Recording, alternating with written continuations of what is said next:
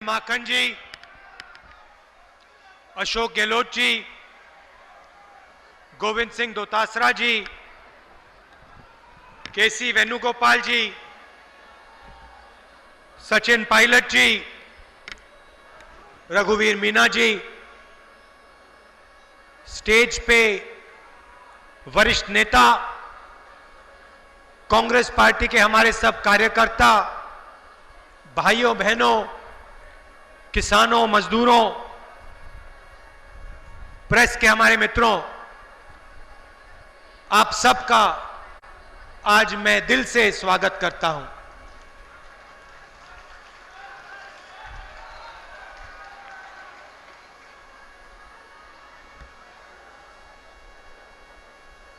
देश मुश्किल दौर से निकल रहा है।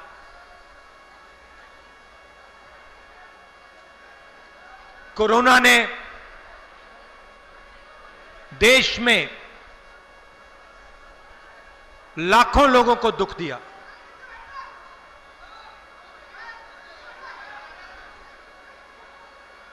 हर परिवार में, हर परिवार को कोरोना ने चोट मारी। मगर जो राजस्थान की सरकार ने कोरोना के समय राजस्थान के लिए काम किया, उसके लिए मैं चीफ मिनिस्टर और राजस्थान की सरकार को बधाई देना चाहता हूं।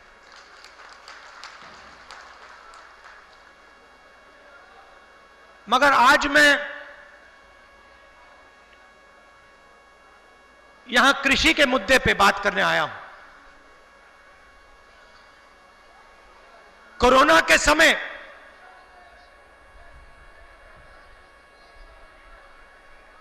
जब देश कठिनाई से निकल रहा था, किसान, मजदूर, छोटे दुकानदार, व्यापारी सब कठिनाई से निकल रहे थे। उस बीच हिंदुस्तान के प्रधानमंत्री ने 3 कानून लागू किए, बिना किसी से पूछे, बिना किसी को बताए, जल्दी से जल्दी उन्होंने कानून को पार्लियामेंट में पास कर दिया। मैं आज आपसे इन कानूनों के बारे में बात करने आया हूं। देखिए, हिंदुस्तान का सबसे बड़ा बिजनेस, सबसे बड़ा व्यापार कृषि का बिजनेस है। इसमें करोड़ों लोग काम करते हैं। यह सिर्फ किसानों का नहीं है, इसमें किसान हैं, छोटे दुकानदार, मजदूर, व्यापारी, मंडी में लोडर, अड़तिया, करोड़ों लोग कृषि के धंधे में काम करते हैं। और यह धंधा 40 लाख करोड़ रुपए का धंधा है। दुनिया का सबसे बड़ा बिजनेस है। मगर इस बिजनेस में और हिंदुस्तान के बाकी बिजनेसेस में फर्क है। बाकी बिजनेसेस में 1 या 2 उद्योगपति कंट्रोल करते हैं। टेलीफोन का बिजनेस देखिए, मोबाइल का बिजनेस देखिए, उसमें आपको 1 या 2 लोग दिखेंगे। गाड़ी का बिजनेस देखिए, उसमें आपको 1 या 2 लोग दिखेंगे। यह ऐसा बिजनेस है, ऐसा धंधा है जिसको करोड़ों लोग चलाते हैं और यह किसी का नहीं है। यह एक ही बिजनेस है जो भारत माता का बिजनेस है, पूरे देश का। भैया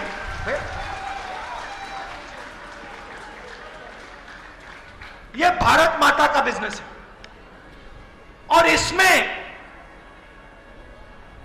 हिंदुस्तान के 40% लोग भागीदार हैं। यह हिंदुस्तान के 40% लोगों का बिजनेस है। और ये लोग क्या करते हैं? ये लोग भारत माता को, इस पवित्र देश को भोजन देते हैं। कोई खेत में काम करता है तो कोई मंडी में, कोई अनाज को, फल को, सब्जी को दुकान में बेचता है, छोटी सी दुकान में, तो कोई रेडी पटरी वाला शहरों में बेचते हैं। तो ये जो धंधा है ये 40% हिंदुस्तान की जनता का धंधा है। और कांग्रेस पार्टी ने कोशिश की है आजादी से आज तक कि ये धंधा 40% लोगों के हाथ में रहे। यह धंधा किसी एक व्यक्ति के हाथ में ना चला जाए, क्योंकि हम समझते हैं जिस दिन यह धंधा एक या दो व्यक्तियों के हाथ में चला गया, उस दिन हिंदुस्तान, भारत माता को जबरदस्त चोट लगने वाली है। इसीलिए हम कृषि के बिजनेस की रक्षा करते हैं। इसीलिए हमने हरी क्रांति में आपको एमएसपी दी। इसलिए हमने हिंदुस्तान के किसानों को बीज दिलवाए। इसीलिए हमने आपको यहां पानी दिलवाया, क्योंकि हम जानते हैं कि ये 40% लोगों का धंधा है। और ये सिर्फ धंधा नहीं है, ये हिंदुस्तान का शॉक अब्जॉर्बर है। कोई भी मुश्किल आती है तो कृषि का बिजनेस, ये 40% लोग शॉक अब्जॉर्बर का काम करते हैं। मैं आपको उदाहरण देता हूं और गर्व से मैं ये कहता हूं, जब कोरोना था सारे बिजनेस बंद हो गए। हिंदुस्तान की रेलवे बंद हो गई, मगर कृषि का धंधा बंद नहीं हुआ। किसान ने काम करना बंद नहीं किया, मजदूर ने काम करना बंद नहीं किया, छोटे दुकानदार ने काम करना बंद नहीं किया। और प्रधानमंत्री ने कहा कि कोरोना के समय किसान ने हिंदुस्तान को बचाया। किसान ने, मजदूर ने, छोटे दुकानदार ने शॉक अब्जॉर्बर का काम किया। और जब आप लोग शॉक अब्जॉर्बर का काम कर रहे थे, जब आप कोरोना से टक्कर ले रहे थे, तो नरेंद्र मोदी जी ने 3 कानून लागू किए। समझना सरल है, मगर पता नहीं क्यों मीडिया में, टीवी में इन कानूनों के बारे में कोई कहता नहीं। पहला कानून कहता है कि हिंदुस्तान में कहीं भी कोई भी बड़ा उद्योगपति अनाज, सब्जी और फल खरीद सकता है। अब आप ही मुझे बताइए, अगर कोई भी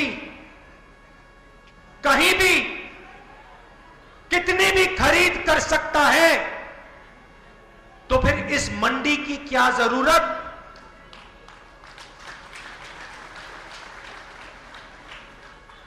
इस मंडी की क्या जरूरत? भाइयों और बहनों, किसानों, मजदूरों, पहले किसान कानून का लक्ष्य मंडियों को खत्म करो, मंडियों को बंद करो। पहले कानून का लक्ष्य हिंदुस्तान में सिर्फ एक व्यक्ति को फल, सब्जी और अनाज बेचने का अधिकार होना चाहिए। दूसरा कानून कहता है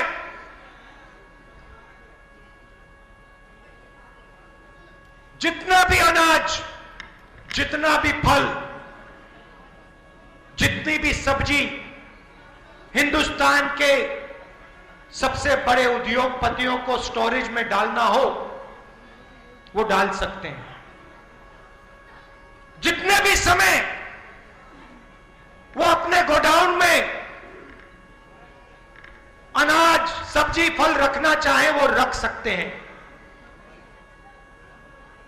1 lakh ton, 10 lakh ton, 1 crore ton, जितना भी वो रखना चाहते हैं रख सकते हैं। भाई और बहनों, दूसरे कानून का लक्ष्य एसेंशियल कमोडिटीज एक्ट को खत्म करने का। दूसरे कानून का लक्ष्य जमाखोरी, अनलिमिटेड जमाखोरी शुरू करने का। अब इससे फायदा किसको होगा? आज एक उद्योगपति है जिसके गोदाम में हिंदुस्तान का 40% अनाज है। बात समझिए, 40% अनाज एक उद्योगपति के पास, उसके गोदाम में। दूसरे कानून के बाद जब किसान अनाज, सब्जी और फल बेचने जाएगा, उसी समय बड़ा उद्योगपति अपने गोदाम से मार्केट में सब्जी, फल और अनाज डालेगा। जैसे ही वो अपने गोदाम से मार्केट में डालेगा, वैसे ही अनाज के दाम गिरेंगे। जब अनाज के दाम गिरेंगे, किसान को अपनी मेहनत के लिए सही दाम नहीं मिलेगा।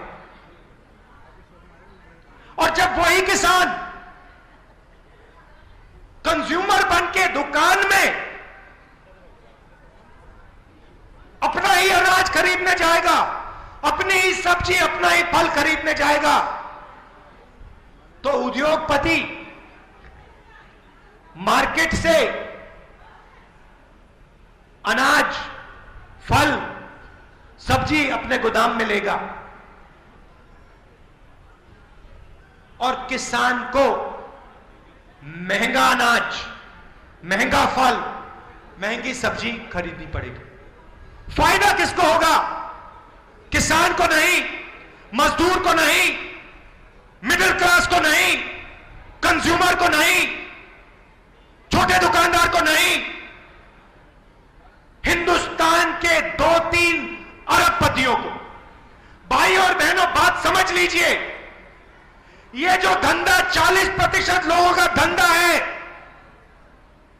इसको नरेंद्र मोदी जी 2 लोगों के हवाले करना चाहते हैं। इसीलिए ये 3 कानून बनाए गए हैं। अब सुनिए तीसरे कानून की बात। तीसरा कानून कहता है कि अगर किसान अरबपति के सामने अपने अनाज, अपनी सब्जी, अपने फल के लिए सही दाम मांगना चाहता है, तो इसके लिए वो अदालत में, कोर्ट में नहीं जा सकता है। तीसरा कानून, भाई और बहनों, किसानों, किसान से न्याय का हक छीनने का कानून है। पहला कानून मंडी को मानने का, दूसरा कानून जमाखोरी शुरू करने का, और तीसरा कानून किसान का जो हक है अदालत में जाने का, न्याय मांगने का, उसको खत्म करने का। यह लक्ष्य इन 3 कानूनों का। और जिस दिन ये कानून लागू हो गए, मैं आपको सीधी सी बात बता रहा हूं, ये जो धंधा 40% लोगों का है, 40 लाख करोड़ रुपए का धंधा व्यापारियों का, रेहड़ी पटरी वालों का, किसानों का, मजदूरों का, लोडर्स का, ये पूरा का पूरा धंधा 2 लोगों के हाथ में चला जाएगा। मेरी बात याद रखिए, 2 लोगों के हाथ चला जाएगा। यह किसानों का आंदोलन नहीं है, यह हिंदुस्तान का आंदोलन है। किसान ने सिर्फ अंधेरे में टॉर्च दिखाई है, अंधेरे में किसान ने दिया जलाया है। मगर यह गलतफहमी में मत रहिए, सिर्फ किसान को नुकसान नहीं होने वाला है, मिडिल क्लास को नुकसान होगा। आपको ज्यादा महंगा माल खरीदना पड़ेगा, रेहड़ी पटरी वालों को होगा, छोटे दुकानदारों को होगा। आज आपका जो माल आप बेचते हो, सड़कों पे बेचते हो, छोटी छोटी दुकानों में बेचते हो, आप नहीं बेच पाओगे। भाई और बहनों, आप बेरोजगार हो जाओगे। आपका माल सीधा एक ही दुकान में बिकेगा। देश में एक ही ब्रांड की दुकानें होंगी, उसमें आप सबका अनाज, फल, सब्जी बिकेगी। नरेंद्र मोदी जी ने कहा कि मैं तो ऑप्शन दे रहा हूं। हां, आप ऑप्शन दे रहे हैं, मैं समझता हूं बात को। आप किसान को, मजदूर को, छोटे दुकानदार को, व्यापारी को 3 ऑप्शन दे रहे हो। पहला ऑप्शन भूख, दूसरा ऑप्शन बेरोजगारी और तीसरा ऑप्शन आत्महत्या। और भाइयों और बहनों, शॉक अब्जॉर्बर को तोड़ने का काम यह आज नहीं शुरू हुआ। पहली चोट नोटबंदी थी। याद रखिए, शॉक अब्जॉर्बर में कौन काम करते हैं? किसान, मजदूर, छोटे व्यापारी, छोटे दुकानदार। नोटबंदी ने उनके जेब से पैसा निकालकर हिंदुस्तान के सबसे अमीर उद्योगपतियों का कर्जा माफ किया। पहली चोट नोटबंदी, दूसरी चोट जीएसटी, 5 अलग अलग टैक्स, 28% टैक्स। एक बार फिर छोटे व्यापारियों को, स्मॉल मीडियम बिजनेसेस को चोट मारी। उनसे जो पैसा लिया वो हिंदुस्तान के सबसे बड़े 2-3 उद्योगपतियों का कर्जा माफ किया। उसके बाद कोरोना में मजदूर घर जाते हैं। नरेंद्र मोदी जी ने बिना किसी को बताए लॉकडाउन कर दिया। मजदूर घर जाते हैं, हाथ जोड़ के नरेंद्र मोदी जी से कहते हैं हमें बस का टिकट दे दीजिए, ट्रेन का टिकट दे दीजिए, 100-200 रुपए। नरेंद्र मोदी जी कहते हैं नहीं, मैं नहीं दूंगा, मर जाओ, कट जाओ, पिस जाओ, मगर मैं नहीं देने वाला हूं। मैं तो सिर्फ अपने 2-3 उद्योगपति मित्रों को कर्जा माफ करके 1,50,000 करोड़ रुपए दूंगा। क्या मतलब है? नोटबंदी में मारा, जीएसटी में मारा, कोरोना में मारा, और अब पूरे ढांचे को खत्म करने में लगे हैं। और फिर कहते हैं मैं बातचीत करना चाहता हूं। बातचीत किसकी?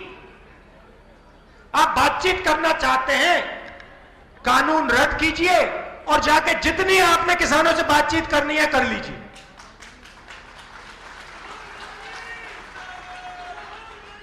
और कल मैंने पार्लियामेंट में भाषण किया, मुझे एक बात समझ नहीं आई, मैं आपसे सवाल पूछना चाहता हूं। मैंने कल पार्लियामेंट में भाषण किया,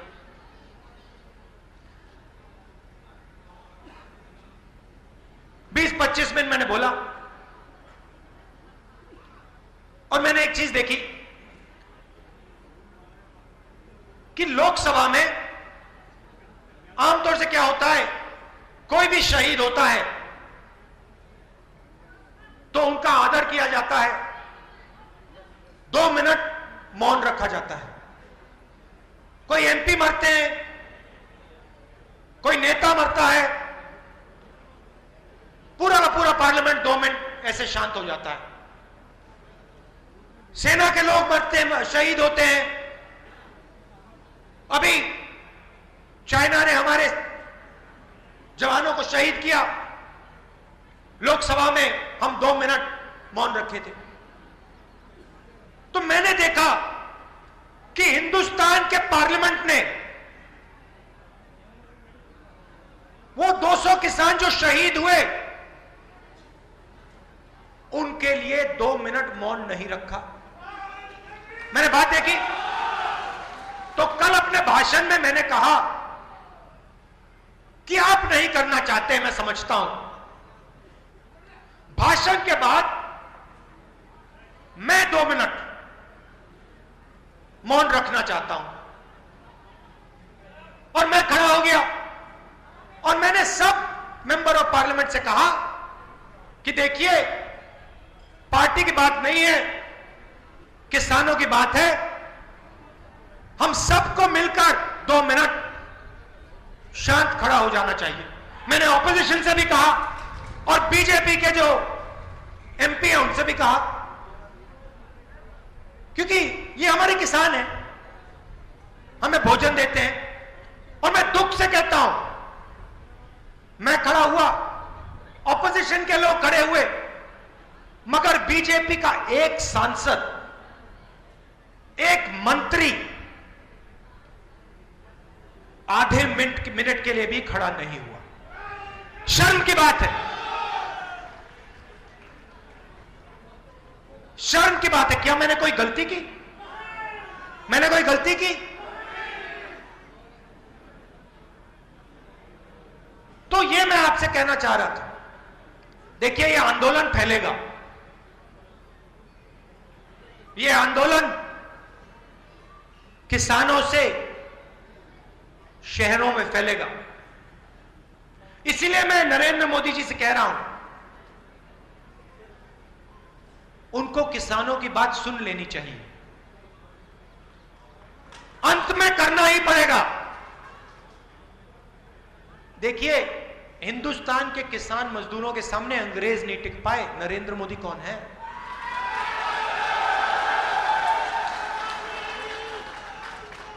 तो अंत में प्रधानमंत्री को कानून वापस लेने ही पड़ेंगे। तो मैं सिर्फ यह कह रहा हूं कि अभी ले लो, आज ले लो, और देश फिर आगे बढ़ेगा। जिद कर रहे हैं, मगर किसान, मजदूर, छोटा दुकानदार प्रधानमंत्री को आने वाले दिनों में अपनी शक्ति दिखा देगा। आप सब दूर दूर से आए, इसके लिए दिल से आपका धन्यवाद करना चाहता हूं। और जो पूरे देश में हमारे किसान खड़े हैं, मैं उनसे कहना चाहता हूं, आपके साथ पूरा हिंदुस्तान खड़ा है। जय किसान, जय जवान।